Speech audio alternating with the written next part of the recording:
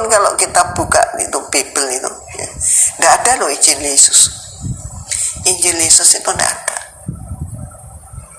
Mana coba? Nggak ada. Yang ada Injil karangan Markus, Matius, Lukas, Yohanes.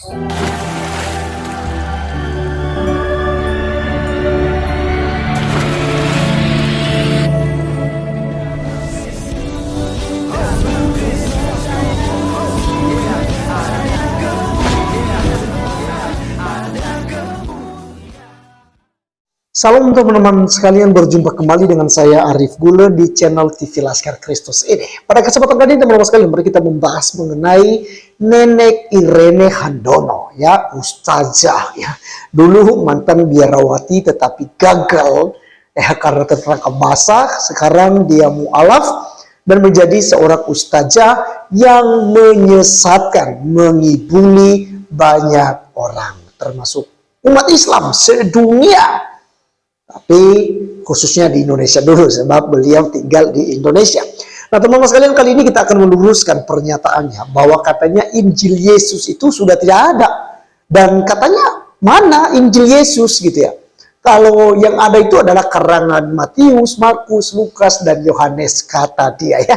Nah baik, teman-teman sekalian, seperti apa video daripada Nenek Irene Handono untuk mengelabui umat Islam dan menyudutkan iman Kristen, menghina agama Kristen. Mari kita melihat langsung videonya berikut ini. Tanya juga sampai bukan cuman kemana, ajarannya apa selama itu? Ajaran yang dibuat itu apa? Wahyu-wahyu Allah yang diturunkan mana? Karena sampai hari ini pun kalau kita buka itu Bible itu, ya, nggak ada loh Injil Yesus. Injil Yesus itu nggak ada. Mana coba? Nggak ada. Yang ada Injil karangan Markus, Matius, Lukas, Yohanes. Mana Injil Yesus? Surat Paulus. Surat Paulus banyak. Lebih tebal daripada 4 Injil. Gitu. Terus kira-kira kalau ada yang bertanya, 12 sampai 30 tahun tuh usia segitu Nabi Isa kemana? Jangan dijawab dulu, Mi. Nanti tunggu minggu-minggu yang akan datang pembahasan kita. Oke, teman-teman sekalian, itulah percakapan Nenek Irene Handono dengan salah satu hostnya ya. Ini lucu sekali sebenarnya teman-teman sekalian ya. Mereka masih dalam kebingungan soal berbicara tentang Injil gitu ya, tentang kitab suci Kristen gitu. Padahal kalau kita melihat bahwa mereka ini sebenarnya sudah beragama Islam dan sudah diberikan juga ukuran bagi mereka, yaitu agamamu, agamamu, agamaku gitu ya.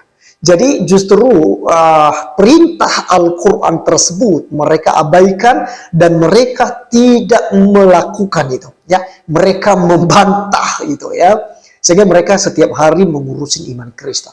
Bukan hanya saja Ustadz Irene Handono ini ya, tetapi banyak sekali ustadz-ustadz di luar sana yang terus nyinyir mengenai iman agama lain ya.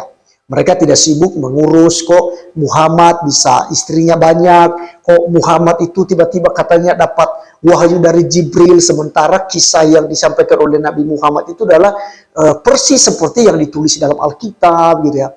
Kenapa bisa demikian? Ini yang harus mereka pahami. Lalu kenapa Allah bisa memuliakan Muhammad gitu ya.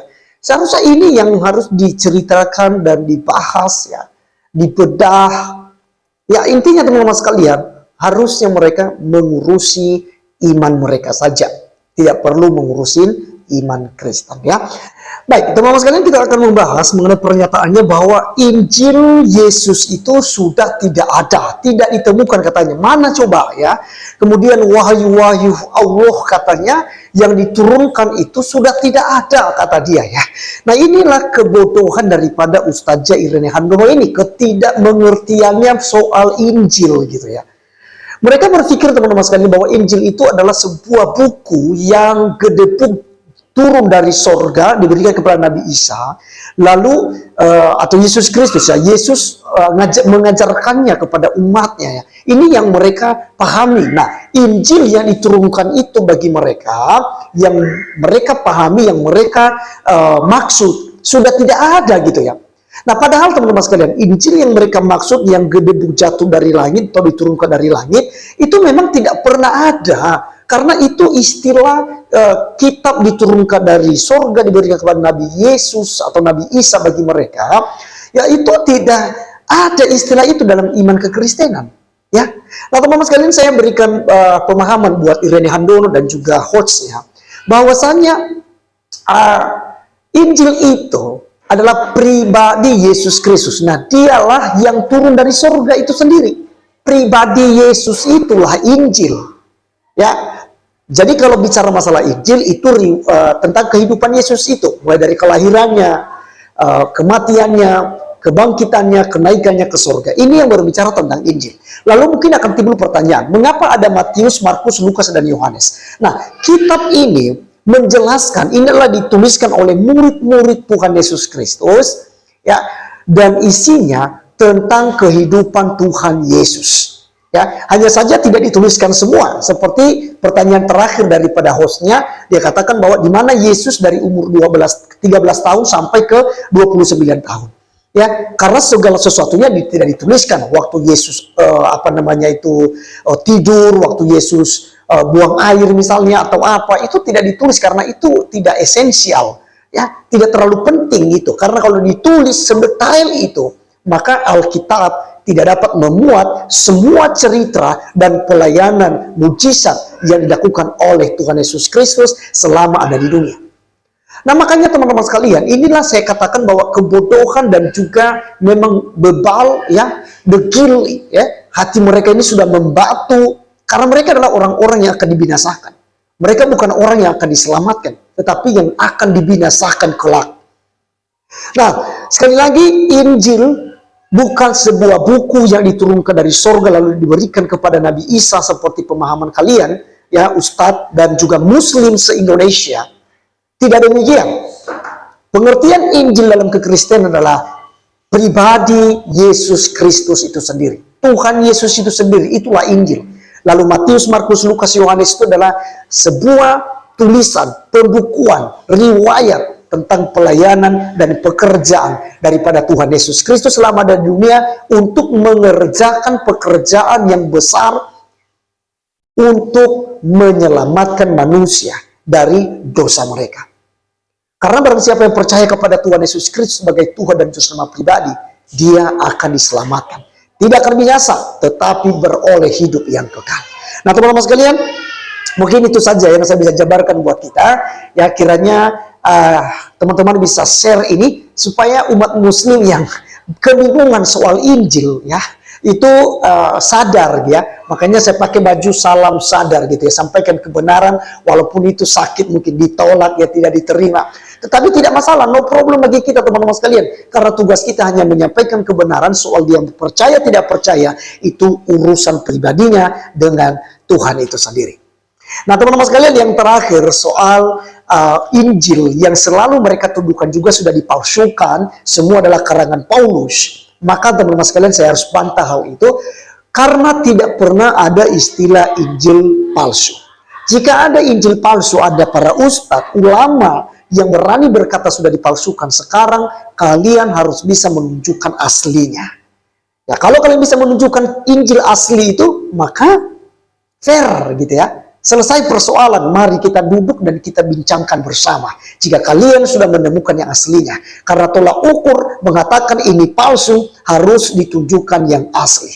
Ya, misalnya nih saya pakai cincin nih, ini adalah emas asli. Nah, bagaimana kita bisa membuktikan dia adalah misalnya ini dikatakan palsu, ya, minta maaf ya, ini dikatakan palsu. Bagaimana cincin yang saya pakai ini bisa dikatakan sebagai palsu? Maka harus didatangkan, harus ditunjukkan emas aslinya, maka akan dibandingkan dan tentu saja punya cara lagi untuk membuktikan kedua emas tersebut, ya. Misalnya dua cincin, lalu diuji mana yang asli dan mana yang tidak asli. Demikian juga dalam kitab Injil yang kalian maksud. Ya, jika memang kalian yakin sudah dipalsukan, kalian harus bisa menunjukkan yang aslinya, sehingga kita bisa beranjak dari situ dan kita bisa katakan bahwa Bible atau Alkitab Injil yang dimiliki oleh orang Kristen itu adalah palsu. Ya, sepanjang kalian tidak bisa memperlihatkan, menunjukkan yang asli,